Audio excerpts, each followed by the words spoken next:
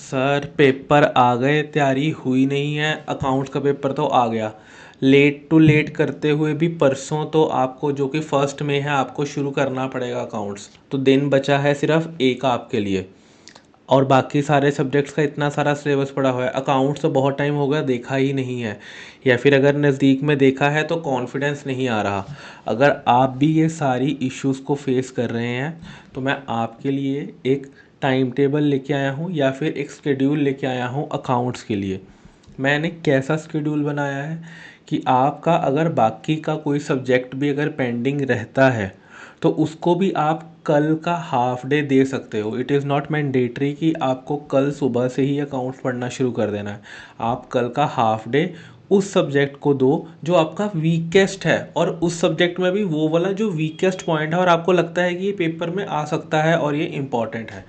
तो मैं ये दो तरह के स्केड्यूल लेके आया हूँ, आपको दिख रहा होगा स्क्रीन पर। एक है 5 दिनों का और एक है 4.5 दिनों का। ठीक है जी। अब अगर मैं आपको बताऊं तो मैंने कैसा स्केड्यूल बनाया है। मैंने बनाया, मेरा जो स्केड्यूल बनाने का जो मेरा एम था वो क्या था कि बच्चा जो एडवांस अकाउंट्स है वो 4, 4.5 दिन या 5 दिन उसको दे, उसके 70+ मार्क्स आए और उसका मोमेंटम गेन हो जाए बाकी सारे सब्जेक्ट्स के लिए। तो इसमें 70+ मार्क्स लेने का क्या फ़ायदा है कि आपका जो ग्रुप 1 है उसमें आपको एग्रीगेट का डर नहीं होगा, और जो आप अगर आप बोथ ग्रुप्स दे रहे हो तो वहाँ पे भी आपके 300 में से 70 नंबर तो यहाँ पे आपके कंप्लीट हो ही जाते हैं। बाकी बचते हैं 230 नंबर, जो कि आपको 5 सब्जेक्ट्स में लेने हैं। तो एवरेज में आप 50 के नंबर भी अगर आप हर सब्जेक्ट में ले आओगे तो आप पास हो जाओगे। तो आपको ये वाला सब्जेक्ट इस पॉइंट ऑफ व्यू से पढ़ना है कि ये आपका एग्रीगेट बनाने के लिए काम आए। बच्चों के 40 to 43 सब में आ जाते हैं, बट एग्रीगेट नहीं बनता, उसमें आपको ये हेल्प करेगा। तो मेरा मकसद यही है इसको बनाने का। ठीक है जी। तो अगर आप कल से ही शुरू कर रहे हो, दैट इज़ 30 अप्रैल से ही अगर आप अपनी पढ़ाई को शुरू कर रहे हो, तो आपको ये वाला स्केड्यूल अगर आप फॉलो करते हो, 30 अप्रैल को आपने क्या करना है, फर्स्ट को क्या करना है, सेकंड, थर्ड और फोर्थ को क्या करना है। अगर आप ये वाला स्केड्यूल फॉलो कर लेते हो तो आप सारा सिलेबस अपने हाथ से भी रिवाइज कर लोगे, और आपके पास ये भी टाइम बचेगा कि आपने जो जो गलतियां करी हैं आप उनको भी रिवाइज कर सको और उनको भी आप देख कर जाओ। अगर आप देखोगे मैंने हर डे में क्या लिखा है, आपने जो भी सब्जेक्ट किया है, आपने जो भी चैप्टर किए हैं उनके रेलिवेंट केस सिनेरियोस भी कर लेने हैं। केस सिनेरियोस को हम इग्नोर नहीं कर सकते, 30 मार्क्स के आते हैं। कई बार बहुत घुमा के वो पूछ लेता है, इवन दो आपने अच्छे से अगर कंसेप्ट कर भी लिए हैं तो भी केस सिनेरियो करना मुश्किल हो सकता है। तो मैंने क्या किया है, मैंने अपने टेलीग्राम चैनल पर केस सिनेरियो वाइज लिस्ट बना दी है। अगर आप इस लिस्ट को देखोगे, जो कि मैंने आपके सामने अभी खोल भी दिया है, तो मैंने यहाँ पे आपके टोटल 56 केस सिनेरियोज हैं। तो मैंने बता दिया है कि कौन सा केस सिनेरियो कौन से टॉपिक में से पूछा गया। तो आपको क्या करना है, आपको ये टॉपिक्स करने हैं और और रात को सोने से पहले उनके सारे रेलिवेंट केस सिनेरियोज भी ख़त्म कर लेने हैं। अगर आपने पहले ये करे हुए हैं वेल एंड गुड, तो आपने जो जो मार्क्ड करे होंगे केस सिनेरियोज उनको देख लेना। अगर आपने पहले कभी केस सिनेरियोज नहीं करे तो प्लीज़ इनको ज़रूर से ज़रूर देख लेना। ठीक है जी। ऐसे ही चलते चलते हमारा 4 मई तक काफ़ी सिलेबस हो जाएगा। फिर मैंने क्या कहा कि आपका 4 मई को जो टाइम बचेगा वो, और 5 मई को तो आपका पेपर ही है। जो आपके एग्ज़ाम से पहले का और 4 मई को जो टाइम बचा होगा, आपको उसमें क्या करना है, आपको पिछले अटैम्प्ट का आरटीपी देखना है, अपने अटैम्प्ट का आरटीपी देखना है। आपने जो टेस्ट दिए हैं उसमें आपने जो जो गलतियां करी हैं, जिन्होंने तो मेरे से टेस्ट चेक करवा रखा है उनके तो मैंने वहाँ पे लिख के भी दिया हुआ है कि भैया आपने ये गलती करी है, ये मत करना।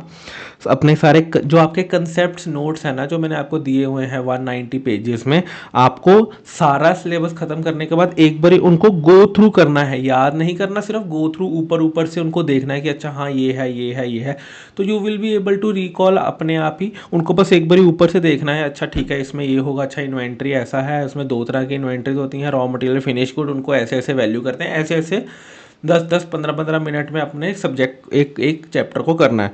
चैप्टर करने के साथ साथ उसका क्वेश्चन बैंक खोल लेना है। ये आपको कब करना है, 4 से 5 मई में, जब आपने एक बार सारा कर लिया होगा।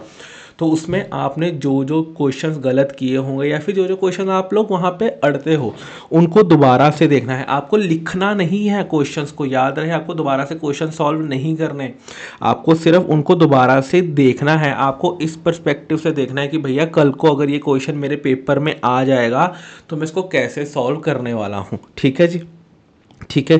फिर ये करने के बाद और फिर मैंने आपको क्या कहा, एटलीस्ट 6 से 7 घंटे की स्लीप ज़रूर लेना, क्योंकि अगर आप 2 ग्रुप दे रहे हो तो आपका बहुत ज़्यादा हेक्टिक होने वाला है स्केड्यूल, क्योंकि एक भी छुट्टी नहीं है। और अगर आप एक ग्रुप दे रहे हो तो अगले आपके 4-5 दिन बहुत ज़्यादा हेक्टिक हो जाएंगे। तो प्लीज़ आप इस दिन तो एटलीस्ट आप अच्छे से सो जाना। ठीक है जी। जो लोग 4.5 डे ही देना चाहते हैं अकाउंट्स को, जिनका थोड़ा सा कुछ बैकलॉग पुराने पड़ा हुआ है चैप्टर सब्जेक्ट्स का, वो कल का हाफ डे अपना पढ़ सकते हैं उनको कि जिनको आपको लगता है बहुत वीक हैं आपके। ठीक है, इनकम टैक्स भी हो सकता है, ऑडिट भी हो सकता है, कोई भी सब्जेक्ट हो सकता है जो आपको लगता है कि आपका थोड़ा वीक है। ठीक है, तो उस हिसाब से आपको ये स्केड्यूल फॉलो करना है। तो मैंने अब फ़र्क कहाँ पे है सर, जो हमने यहाँ पर हाफ डे कम किया है वो आपने कैसे कवर किया है? अगर देखोगे यहाँ पर थोड़े ज़्यादा टॉपिक्स हैं लास्ट डे में और एक एक टॉपिक बाकियों में थोड़ा सा ज़्यादा है, तो आपको एट द एंड और प्लस फोर्थ में आपके पास थोड़ा सा टाइम कम भी होगा कंपैरेटिवली। ठीक है, तो बस ऐसे करते करते हमको ये स्केड्यूल फॉलो करना है। तो आप चाहे आप 5 डेज दे रहे हो या 4.5, आपका काम कंप्लीट हो जाएगा। ठीक है, ये तो था ये स्केड्यूल। ये आपको स्केड्यूल कहाँ पे मिलेगा? ये आपको मेरे टेलीग्राम चैनल पर मिल जाएगा, जिसका लिंक ये रहा, और आपके डिस्क्रिप्शन में भी मैं दे दूंगा। ठीक है, ये पीडीएफ आपको वहाँ से मिल जाएगी। प्लस इसके अलावा भी कुछ मैं आपको जनरल टिप्स देना चाहता हूँ, क्योंकि आपका पहला एग्जाम है, फाउंडेशन का आपने एग्जाम दे दिया, दैट्स वेल एंड गुड। जो लोग डायरेक्ट एंट्री से हैं उनके लिए पहला सीए का एग्जाम है, तो उनके लिए बहुत इंपॉर्टेंट हो जाता है आपको कुछ कुछ टिप्स जानना। ठीक है, फाउंडेशन का भी अगर आपने पेपर दिया होगा तो उसमें इतना आपको डर नहीं होगा, क्योंकि मोस्टली 12th का ही चीज़ें थी उसमें, और प्लस आप अभी रिसेंट में ही अपना 12th का एग्ज़ाम दे के आए थे, तो आप एग्ज़ाम से थोड़ा वाकिफ़ थे। तो अब तो आपको 1 साल बाद आप पेपर दे रहे हो, तो आपको कुछ चीज़ें ध्यान में रखनी है। सबसे पहले तो आपको जो फॉर्मेट्स बनाने हैं उसमें आपको स्केल नहीं यूज़ करना और आपको उसमें पेंसिल नहीं यूज़ करनी, आपको फ्री हैंड से फॉर्मेट बनाने हैं। चाहे जनरल एंट्री हो, बैलेंस शीट हो, लेजर हो, जो मर्जी हो, आपको स्केल या पेंसिल वाला टाइम में ख़राब नहीं करना। ठीक है, पहले 15 मिनट को कैसे यूज़ करना है, आपको ये क्वेश्चन आइडेंटिफाई कर लेने हैं कि आपको कौन सा क्वेश्चन पढ़ना है। और याद रहे, आपको पेपर मिलते ही क्वेश्चन नंबर 1 नहीं पढ़ना, चाहे जो मर्जी हो जाए। क्वेश्चन नंबर 1 पहले नहीं पढ़ना, ये बिल्कुल लास्ट में पढ़ना है। क्वेश्चन नंबर 1 में हमेशा आपको मुश्किल दिया होगा। क्वेश्चन नंबर 1 पार्ट ए सबसे मुश्किल होगा आपके लिए, और वो जान के देता है ताकि आप साइकोलॉजिकली आपका माइंडसेट बिगड़ सके। तो आपको क्वेश्चन नंबर 1 स्किप करना है। आई नो बहुत स्किप करना बहुत मुश्किल है, क्योंकि आप उधर से ही आगे बढ़ रहे हो, तो मैंने भी स्किप किए हैं, आपको भी स्किप करना है। जब आपने सारा पेपर पढ़ लिया तो आपको क्वेश्चन नंबर 1 पढ़ना है, क्योंकि क्वेश्चन नंबर 1 मैंडेटरी है, वो करना ही है। तो उसमें से तो चॉइस करनी नहीं है, आप बाकी 4 क्वेश्चंस को आइडेंटिफाई कर लो। ठीक है जी। फिर जो क्वेश्चन आपने पढ़ा, जो आपको लगा कि अच्छा यार ये ऐसे होगा, तो आपने अपने हाथ में रखनी है पेंसिल। उस पेंसिल से आपको क्या करना है, उसको थोड़ा सा साइड में छोटा छोटा हिंट लिख लेना है, ताकि जब आप दोबारा क्वेश्चन पढ़ो तो आपको उतना ही टाइम कम लगे। पेंसिल से लिखना है, पेन से नहीं लिखने हिंट्स। ठीक है, फिर आपको डिसाइड कर लेनी है कि आपको किस सीक्वेंस में पेपर करना है। जो क्वेश्चन आपको सबसे अच्छा आता है वो आपको सबसे पहले करना है, और इसी सीक्वेंस में आपको आगे बढ़ते जाना है। मैंने मेरे हर पेपर में मेरे हाईएस्ट मार्क्स उसी क्वेश्चन में थे जो मैंने पहले अटैम्प्ट किया था, क्योंकि मेरे को उसमें कॉन्फिडेंस था। उसमें आपकी राइटिंग भी अच्छी होगी, सब कुछ अच्छा होगा, तो आपको सबसे पहले वही अटैम्प्ट करना है। फिर सॉल्व इन माइंड या write the hints you want to solve, तो आपको थोड़ा सा माइंड में दिमाग में उसको सॉल्व कर लेना है, या फिर थोड़े थोड़े हिंट्स साइड में लिख लेने हैं। पेन आपको आंसर शीट तो मिली नहीं होगी, पेंसिल से साइड में लिख लेने हैं। ठीक है, और याद रहे नरेशंस लिखनी बहुत ज़रूरी है। अगर आप नरेशंस नहीं लिख के आओगे तो आपके 2 नंबर कट जाएंगे। नरेशन में ज़्यादा लंबा चौड़ा नहीं लिखना। फॉर एग्जांपल अगर मैं कहूँ Mohan received 1000 from Ram for bill receivable, तो भैया कहानी नहीं लिखनी कि being amount received from Ram for the bill receivable, भैया कुछ नहीं, बीइंग अमाउंट रिसीव्ड, बस उसको पता लगना चाहिए कि आपने नरेशन लिखी है, उसको कहानी नहीं सुना के आनी नरेशन में। ठीक है जी, याद रखिए प्लीज़। नेक्स्ट, अपनी स्पीड को मेंटेन रखना और ये इंश्योर करना कि जो आपके लास्ट के 10 मिनट हैं आपको वो रिवीजन के लिए निकालने हैं। मैं आपको उसमें क्लास में ही बताता होता हूँ कि ये मान के चलो कि आपके पास सिर्फ 170 मिनट हैं और आपने 100 नंबर का पेपर पूरा करना है, तो आपके पास इफेक्टिवली एक नंबर के लिए आपके पास 1.7 मिनट्स हैं। तो अगर आप 14 मार्क्स का कोई बड़ा क्वेश्चन सॉल्व कर रहे हो तो आपको वो 23 मिनट्स में सॉल्व कर लेना है, इससे ज़्यादा टाइम नहीं लगाना। जो आपका अमेलगामेशन कंसोलिडेशन के जो बड़े बड़े क्वेश्चन आते हैं वो 20-22 मिनट में आपको सॉल्व कर लेने हैं। आपको होगा सर 23 मिनट है, भैया कोई ऐसा क्वेश्चन होगा जहाँ पे आपका ज़्यादा टाइम लगेगा तो आपको वो ये वाला बचा हुआ टाइम वहाँ पर यूटिलाइज करना होगा। और कंसोलिडेशन और अमेलगामेशन में से कौन सा अटैम्प्ट करना चाहिए, करना कौन सा है वो आप पे है, बट मैं एक सजेशन में क्या बताता हूँ कौन सा करना चाहिए वो मैंने आपको विद रीज़न एक वीडियो बना रखी है, उसका लिंक भी मैं आपको डिस्क्रिप्शन में दे दूंगा, तो वो भी एक बार आप देख लेना कि भैया कौन सा करना चाहिए। ठीक है जी। फिर क्वेश्चन नंबर क्लियरली लिखना, वहाँ पर क्वेश्चन नंबर 2 का ए पार्ट क्लियरली लिख के आना, गुचा मुचा मत कर देना और ध्यान से क्वेश्चन नंबर लिखना। मैंने एफआर में क्वेश्चन नंबर 1 गलत लिख दिया था फाइनल में, जब मैं 10 मिनट लास्ट में रिवीजन कर रहा था तो मैंने देखा उस शेट मैंने तो क्वेश्चन नंबर 2 2 बार ही लिख दिया, वो एक्चुअली था क्वेश्चन नंबर 3, बट वही है ना एंग्जाइटी में मैंने क्वेश्चन नंबर 2 लिख दिया था। अगर वो 10 मिनट मेरे पास ना होते तो शायद मेरे 10-12 नंबर और कट गए होते। ठीक है जी। तो क्वेश्चन नंबर बिल्कुल क्लियरली लिख कर आना है पेपर में। फिर कई बार आपको लैक्स या करोड़ में फिगर दी होगी तो आपको रुपीज़ इन लैक्स लिखना है, सिर्फ रुपीज़ नहीं लिखना, नहीं तो 0 नंबर हो जाएगा आपका। अगर आप 100 लाख लिख रहे हो और आप सिर्फ यहाँ पे 100 लिखकर रुपीज़ लिख रहे हो तो इसका मतलब आप 100 रुपीज़ लिख रहे हो, 100 लाख नहीं लिख रहे। तो भैया मैं तो इसमें 0 नंबर दे दूंगा आपको अगर आपने ये 2 गलतियां करी होंगी तो। ठीक है जी। और अपनी जो शीट्स हैं उनको बहुत ध्यान से स्टेपलर करना। आपने हो सकता है 3 शीट्स ली हो तो आप देखना कि इनको आप सीक्वेंस में स्टेपल कर रहे हो कि नहीं कर रहे हो। अगर आपकी सीक्वेंस बिगड़ गई तो वहाँ पे भी नंबर आपके ख़त्म हो जाएंगे। ठीक है जी, प्लीज़ इनको चीज़ को ध्यान रखना।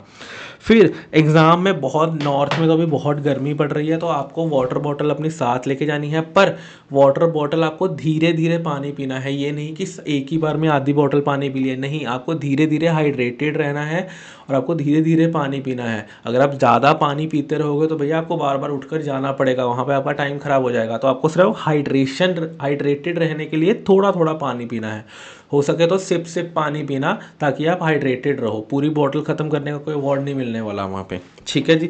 फिर थिंग्स टू कैरी, आपको कौन सी थिंग्स कैरी करके लेके जानी है। सबसे पहले आपको 3 ब्लैक पेन्स लेके जाने हैं। ठीक है जी। 2 कैलकुलेटर लेके जाने हैं और वो सेम ब्रांड के कैलकुलेटर होने चाहिए। अगर आप कैसियो का यूज़ करते हो तो आपको कैसियो का ही लेके जाना है, कोई दूसरे ब्रांड का कैलकुलेटर नहीं लेके जाना। अगर आप सिटीजन का करते हो तो सिटीजन का लेके जाना, या फिर आप कोई भी ब्रांड का करते हो तो सेम ब्रांड के लेके जाना। ठीक है जी। स्टेपल्स और पिन लेके जाना, आपको ये खुद स्टेपलर पिन लेके जाने हैं और पिन्स भी लेके जाना, कई बार पिन्स ख़त्म हो जाती हैं वहाँ पे। ठीक है जी। तो आप खुद अपना स्टेपलर करके आप चलते रहो और वाटर बॉटल लेके जाना। और 5th में मैं आपको कह रहा हूँ कि 2 पेंसिल्स भी लेके जाना, 2 pencil, sharpener and eraser, so that अगर आपको कुछ इरेज भी करना पड़ जाए बाद में तो आप उसको इरेज कर पाओ। तो ये सारी चीज़ें आपको पेपर में लेके जानी है। ठीक है जी। आपको कोई भी इशू है किसी भी टॉपिक में तो आप प्लीज़ मेरे को मैसेज कर सकते हैं, मैं ज़्यादा टाइम नहीं ले रहा आपका, मैं 13-14 मिनट में इसको ख़त्म कर रहा हूँ। तो प्लीज़ आपको फटाफट से अपना तैयारी शुरू करिए और फोकस्ड रह के पढ़िए, आप बहुत आराम से निकल जाएंगे। अकाउंट्स में 70+ मार्क्स आपके बहुत आराम से आ जाएंगे। बस इसको फॉलो करना, केस सिनेरियोस को ज़रूर सॉल्व करके आना और घबराना नहीं है पेपर में। सीए बनना सिर्फ अकाउंट्स, ऑडिट, एफएम की नॉलेज होना नहीं है। इट्स ऑल अबाउट कि how you are tackling this difficult and stressful situation. अगर आप ये टैकल कर सकते हो तो ही आप सीए बन सकते हो। ठीक है जी। Thank you very much. मिलते हैं पेपर के बाद। All the very best.